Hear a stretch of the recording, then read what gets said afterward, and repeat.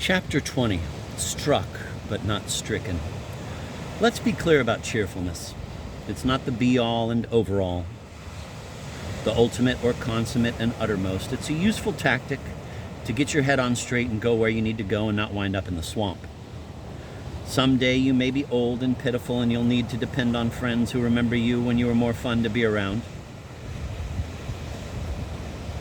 Someday, thanks to good genes and advancements in medicine, you may live longer than you intended to and find yourself with blurry vision, cranky joints, occasional confusion, an unpredictable digestive tract, and rogue colon.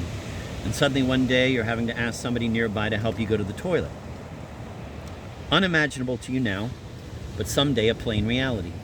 If you were previously known as an arrogant SOB, the person nearby might find it convenient to slip around the corner, leaving you to deal with it alone. Think about this when you're tempted to hi-hat people and spread malicious gossip and be hip and cool and lord it over the unenlightened. Think of what it would be like to be standing alone in an institutional hallway, shitting in your pants 2 minutes after some old pals disappeared around the corner. You said, "Could you please?" and they were gone. We're only talking about cheerfulness. This is not about the quality of life. Not about my most unforgettable experience, not about 15 fabulous vacation destinations.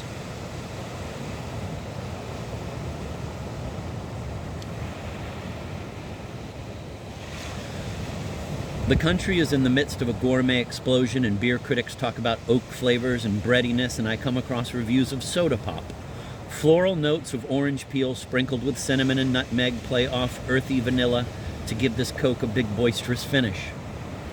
There's steel-cut Irish oatmeal for when you're tired of the Quakers. There's enriched bionic toothpaste, toilet paper made from eucalyptus trees. The world is doing its best to lift your spirits. You can ask Siri to sing "Jesus, Lover of My Soul," and she or someone else will. This is the life of royalty, no more, no less. Someday everyone will have an AI friend who knows you backward and forward and will automatically sympathize with your troubles. But until then, you come down to breakfast mourning for your lost youth, and your wife says, "What's the matter? The dog peed on your cinnamon toast?" and you grin. It's a good line. Younger people ask if you peed in your latte, but I prefer the cinnamon toast. You spread butter on hot toast and sprinkled it with sugar and cinnamon. I realize this dates me, but I am what I am, as Popeye the Sailor Man said. You remember Popeye.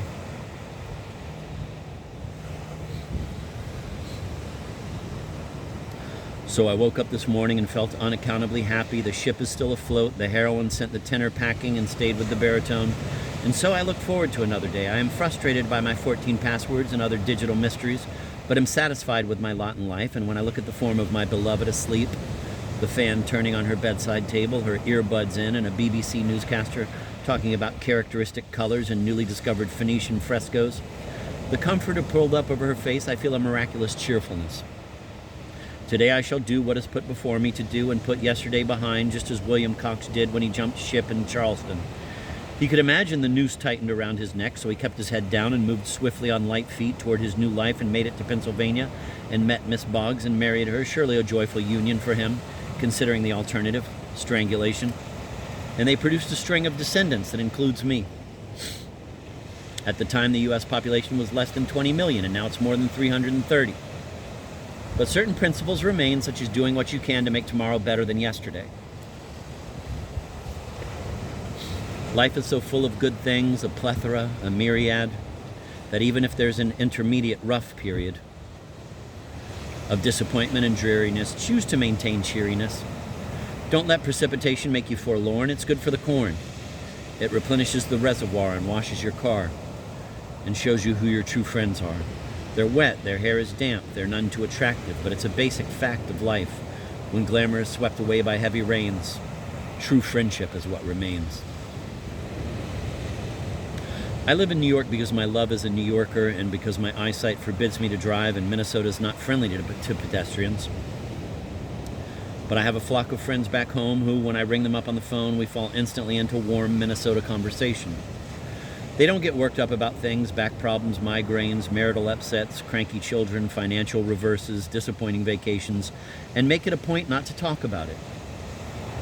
We went to Fort Lauderdale for a week and we were glad to get home, they say. They know we can get snow as late as early June, so you shouldn't set your tomato plants out too early. They are loath to speak ill of anyone if they do, and if they do, they follow it by saying, "But what do I know?" Their righteousness is muted. "What's the deal with that?" they say. "Oh, for crying out loud, good heavens." I can hear my mother's voice saying, "My, what a vivid imagination you have. Who's giving you the big ideas? Pride goeth before a fall. The best laid plans, etc. Man proposes and God disposes." Mother lay awake many a night worrying about us 6 kids. She told me so when she was old and we'd gone away, then added, "But you were worth it." That "you" was plural. She got old and the light dimmed and her back ached, the reward for hard labor, but she chose not to discuss it.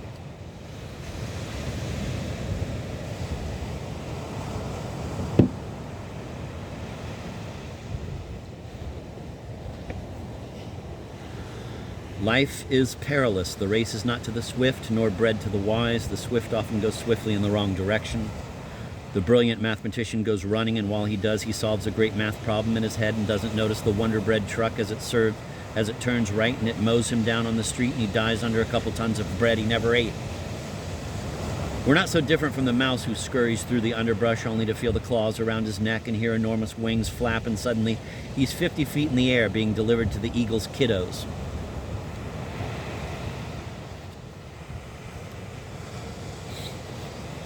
And so what? Sew buttons on your underwear. I plan to maintain cheerfulness at all costs.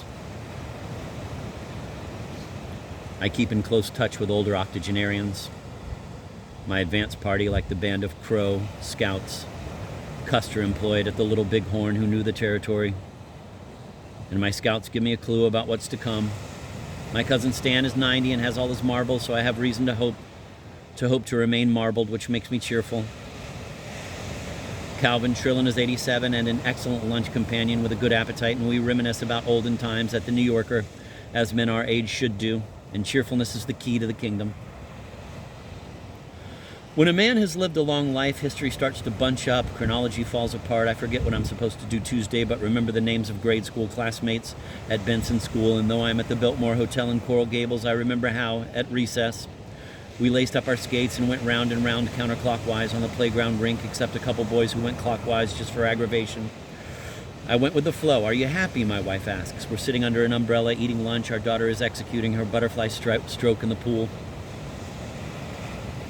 I nod. "What are you thinking about?" she says. "Everything," I say. It's true. I'm in love with her and I'm proud of my daughter, and I hate the music leaking out of speakers up in the palm trees, and I know that an epidemic of stupidity is raging around the beloved country, and we see people in positions of power who defy credibility, but I also know that an eagle is circling high above to whom I appear to be a mouse, and I am grateful for this day and all that may follow.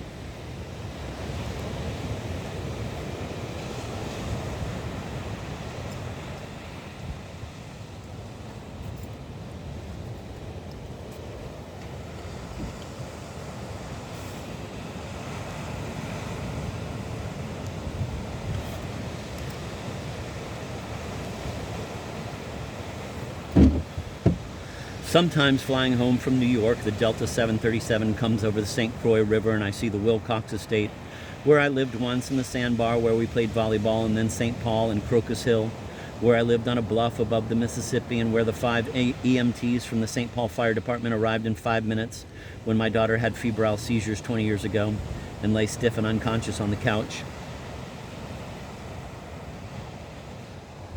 4 EMTs took charge, and one pointed out to me that I didn't have pants on. Never mind what people say, the important thing is who shows up, and the plane circles north and up the Mississippi where I grew up, and I can see our Toboggan Hill and Benson School where we skated. No adult ever set foot on that riverbank, only boys my age discussing the great questions. What is it like to be 18? And what would you do if communists made you choose between renouncing God and drinking a pitcher of warm spit? And up to Anoka, where I was born and where James and Dora farmed, and I rode on a horse-drawn hayrack, and Uncle Jim handed me the reins. And then from the northwest, we descend over the suburban street where my parents bought an acre of cornfield, and I watched a bulldozer dig a basement in 1947, and my dad poured concrete to make the basement floor, and I, 5 years old, dropped a small iron soldier into the wet concrete, an icon of defense. The shopping mall below us used to be truck farms where I picked potatoes and hoed corn. Over Minneapolis we fly, over the lakes, the Dairy Queen on 38th Street where we got Buster bars before going to gospel meeting at the Grace and Truth Gospel Hall 2 blocks away. And Bloomington Avenue, where I stole money from Mother's change jar to ride a streetcar downtown when I was 4 years old and was caught in a luncheonette by my dad.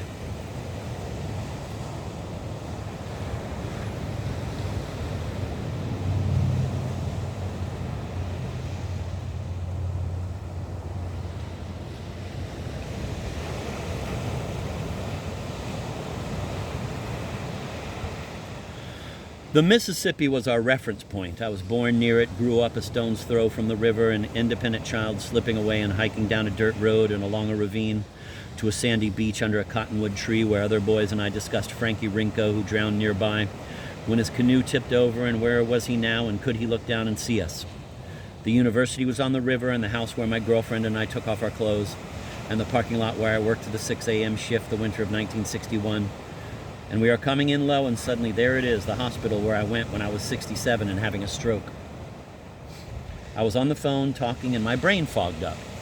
My mouth felt numb. I slurred a word, and I couldn't remember who I was talking to. My head felt as if a balloon were expanding inside it. I climbed into my old Volvo, drove to United Hospital, walked into the ER waiting room, took a number, and when it was called, I said in a clear voice, "I believe I am having a stroke." An orderly took me to a curtained alcove, and I stripped down to my shorts and put on a hospital gown and lay on the examining table. A neurologist examined me and sent me off for an MRI, 50 minutes of banging and wanging, and I recited to myself, "That time of year thou mayst in me behold, when yellow leaves are none or few, to hang upon those boughs which shake against the cold, bare ruined choirs where late the sweet birds sang." The whole sonnet, to make sure it was still in my head, and also, "Minnesota, hats off to thee, to your colors true we shall ever be. Firm and strong, united are we." They attached a plastic bag of blood thinner to me that dripped into my system.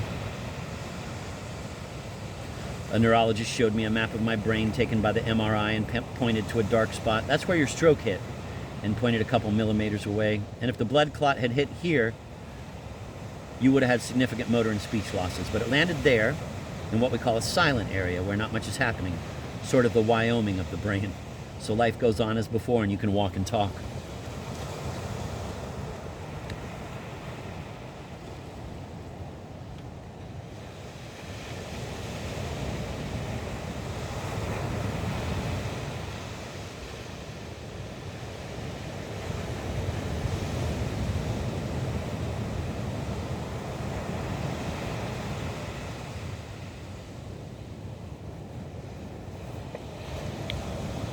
Then a speech pathologist and a physical therapist came in. It was comforting to be in the care of extremely capable people who'd aced the math and science courses I'd skipped in favor of the transcendentalists.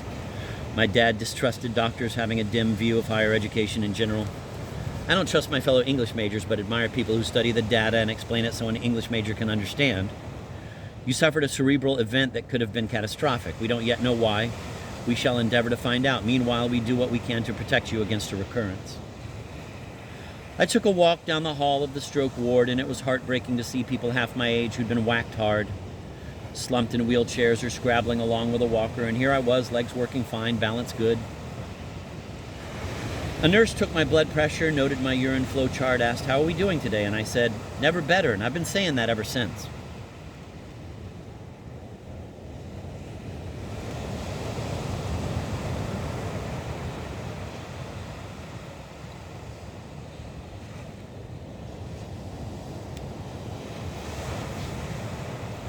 Someday my turn will come, as I well know. My beloved, lumpy, gelatinous brain, so ambitious to do good things, will in due course abandon me. And I will sit with a therapist named Megan, who is trying to teach me shapes, just like in kindergarten, though I don't have the word kindergarten in my accessible vocabulary. "Oh, sweet cerebellum, don't leave me to rattle around in a panic of fog, only knowing a vast dimness where the city of memory used to be. I would rather die, Sarah, and you know it's true because, duh, you're my brain."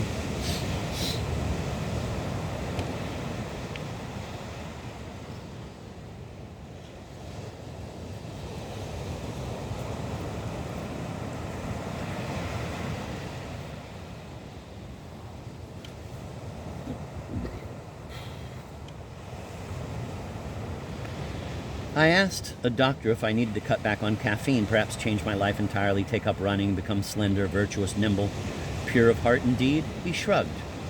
He was an MD, not a doctor of divinity. The stroke was an accident, like a drive-by shooting. And maybe you increase your risk somewhat by living in a rough neighborhood and sitting out on the stoop at 2 a.m. as the bars are closing, but meanwhile, be glad the bullet hit your left buttock and not your heart. I came home from the hospital and went back to work. I did a show at an amphitheater in Wabash, Indiana, with a parking lot full of Trump bumper stickers. People, I imagined, curious to view an actual living Democrat who would take away their guns and tax the pants off them and tell them where they could and could not spit.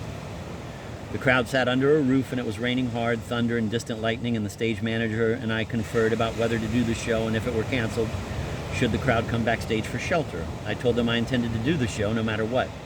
I stood behind the curtain listening to the storm. The stagehands sat in a row by the bank of rigging ropes. They're accustomed to loading in massive sets and flies. And tonight it's one microphone and a stool. They didn't look happy about being unnecessary.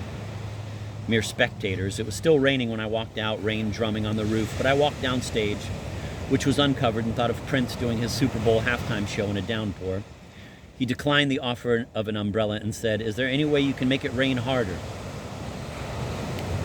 And impromptu inspiration, I grabbed the mic and started singing. I'm singing in the rain, what a glorious feeling, I'm happy again. And the audience picked it up and joined in, and then the chorus of Purple Rain. I just want to see you dancing in the purple rain. They were mine from that moment. I owned them outright. I sang a prayer. Here I am, O Lord, and here is my prayer. Please be there. Don't want to ask too much, miracles and such, just whisper in the air, please be there. When I die like other folks, I don't want to find out you're a hoax, so I'm not down on my knees asking for world peace, or that the polar ice cap freeze and save the polar bear, or even that the poor be fed, or angels hover o'er my head. But I would sure be pissed if I should have been an atheist. Dear Lord, please exist. Then instead of an amen, I hum a note, and they hum along, and I sing My Country 'Tis of Thee, and they're all there through the dead fathers and proud pilgrims and mountains, and I can feel the emotion. They're moved by their own singing, a cappella. Me singing a modest bass line, they sound glorious, and we go on to the coming of the Lord, and the grapes of wrath are stored, and the beauty of the lilies across the sea, and the hallelujahs.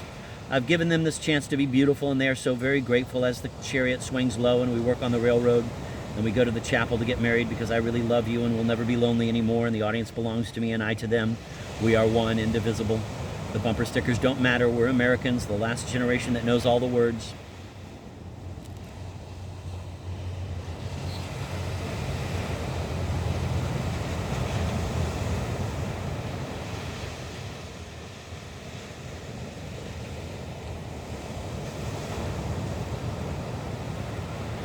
And going to the chapel leads to the story of Julie Christensen, who was 14, a year older than I,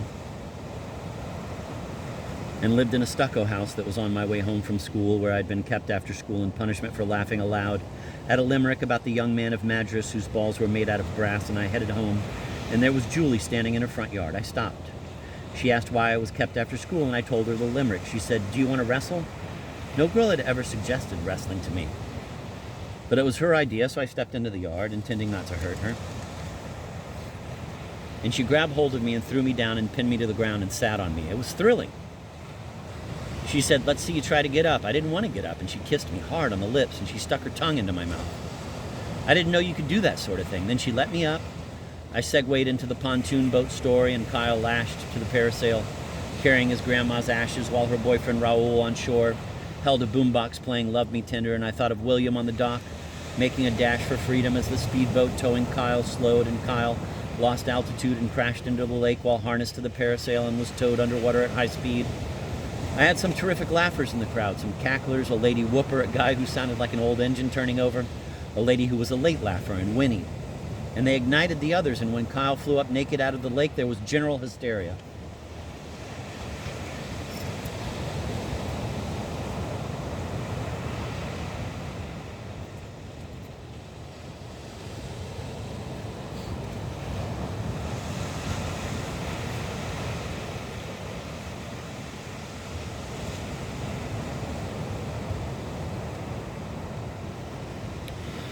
David Powell was an adventurer, a pioneer, tougher and braver than I, and yet here I was in Indiana following in his footsteps. roaming America and bestowing a sort of friendship on strangers, taking a crowd that includes impassioned political enemies, and I hum a note and 1,000 people saying, oh Lord, my God, when I in awesome wonder, and they know the words, the stars and the rolling thunder, and with all their souls they sing, how great thou art. And it is sort of stupendous, and it feels like even the unbelievers got swept up in it, and we sing the last line, how great thou art, and I put my hand to my heart and I thank them. They've given me a new vocation. I'm the only octogenarian stand-up comic who incorporates hymns into the act, and it serves a holy purpose. It pulls people into harmony with others they imagined they despised.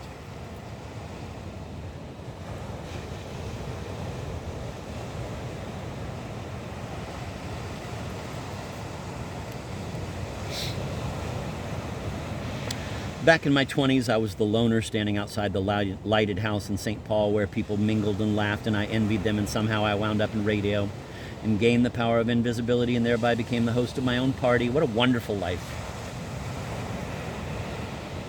A woman at church once told me during coffee hour that she never liked my radio show, and we became instant friends on that basis. New Yorkers can be very direct, but she said it softly in a friendly way, no toxicity. And frankly, I'm not a huge fan of myself, so we have something in common. I walked home and a woman walked toward me saying, I can't believe you would do a thing like that, and I don't think I know her. And then she passes and I see the tiny cell phone clipped to her ear. I can't believe I could do what I've done either, but I'm over my regrets, cutting back, living small, seeking simplicity in all things. I despise French cuffs. The search for cuff links, the folding of the cuff, the complex insertion of the link in 4 holes. They tried to put me in the Broadcasting Hall of Fame, but it involved cufflinks, so I said no. I prefer a black t-shirt and jeans. I'll keep a suit to wear to church and give away the tuxedos I wore back when I did shows with orchestras so a homeless guy can enjoy looking snazzy. So some homeless guy can enjoy looking snazzy.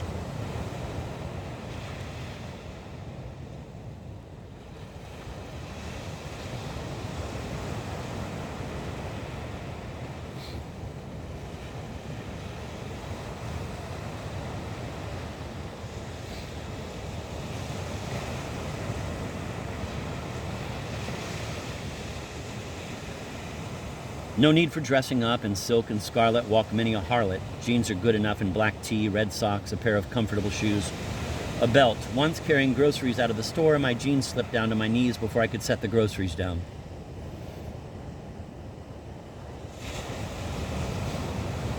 A woman whistled at me. I should have said thank you, but at the time I was chagrined.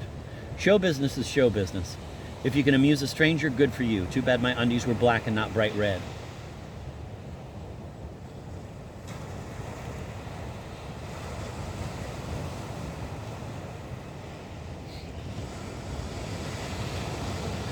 If I were more ambitious, I'd keep going and write chapter 21 about the advances in civility and social justice brought about over time by musicians and comedians who, unlike the preachers and agitators and organizers, were only out to entertain, but when someone you were brought up to look down on makes you happy, makes you dance or bust out laughing despite yourself, it broadens your perspective. Duke Ellington's band toured the country by bus back in segregation days, and if no hotel to accept them, they slept on the bus. His great trombonist, Juan Tizol, was rather light-skinned and wore blackface on some gigs, so the band wouldn't appear to be integrated. Mostly, Ellington refused to acknowledge bigotry, he just kept playing through it. He packed the prom ballroom in St. Paul because the music was great and white people loved to dance, same as anyone else. Rhythm is in our system, and even bigots can feel a beat. We're a nation of syncopation. You can sit out the dance but still feel moved. He was an ambitious composer, but dance tunes paid the bills.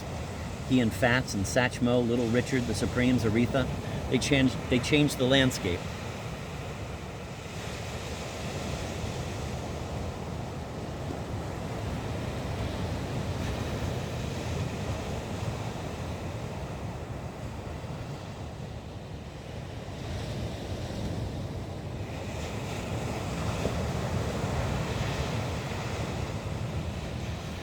Mark Twain lost a fortune on the wretched Page typesetting machine, and bankrupt had to leave his beautiful house on Farmington Avenue in Hartford and go on the road doing stand-up comedy in England and Ireland and then to Europe.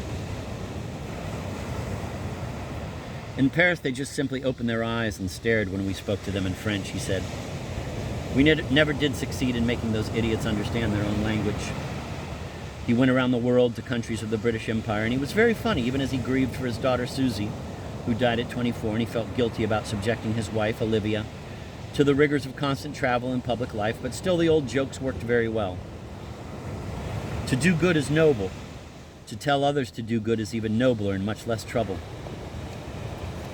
Good judgment is the result of experience, and experience the result of bad judgment. Don't let your education get in the way of your learning. I was educated once. It took me years to get over it. It's better to keep your mouth shut and appear stupid than open it and remove all doubt. One thing at a time, and just play that thing for all it is worth, even if it's only 2 pair and a jack. Every time I read Pride and Prejudice, I want to dig Jane Austen up and beat her over the skull with her own shin bone. It seems a great pity that they allowed her to die a natural death. I was sorry to have my name mentioned as one of the great authors because they have a sad habit of dying off. Chaucer is dead, Spencer is dead, so is Milton, so is Shakespeare, and I'm not feeling so well myself, though the reports of my death are greatly exaggerated. Facts are stubborn things, but statistics are pliable. Clothes make the man. Naked people have little or no influence on society. Always obey your superiors if you have any. When we remember we are all mad, the mysteries disappear and life stands explained. I've lived through some terrible things in my life, some of which actually happened.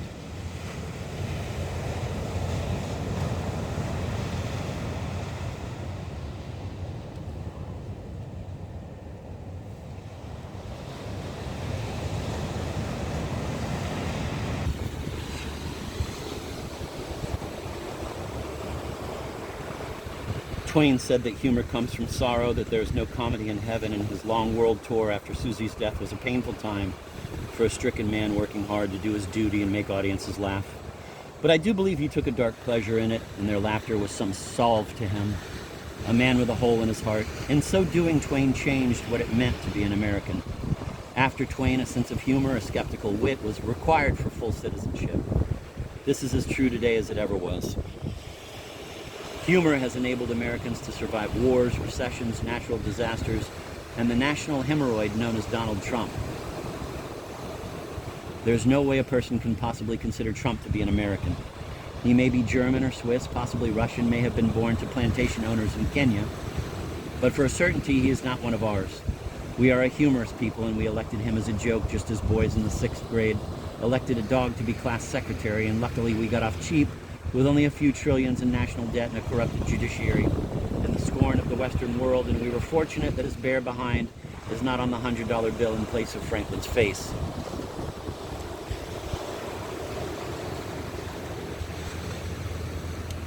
No, humorless men have some influence in society, but it's temporary and people are glad to see them go. The culture wars have been won by artists and humorists, not by censors and autocrats and people who go around correcting other people's grammar. Ellington and his jazz colleagues of the 20s created music that you cannot hear and not feel like dancing, and Twain proved that comedy can survive change and turmoil and decay. Quote, naked people have little or no influence in society, end of quote, is as true today as it was back then, and already I'm disappointed that I didn't write that chapter, but I will leave it to the reader to tease the thesis. That noble things have been done by people for their own amusement that reverberate far beyond their time and ours. It is a pleasure to find truth that others aren't aware of, especially if you don't beat them over the head with it. Creation is cheerful, and if your art involves intense suffering, you might want to stop and think it over.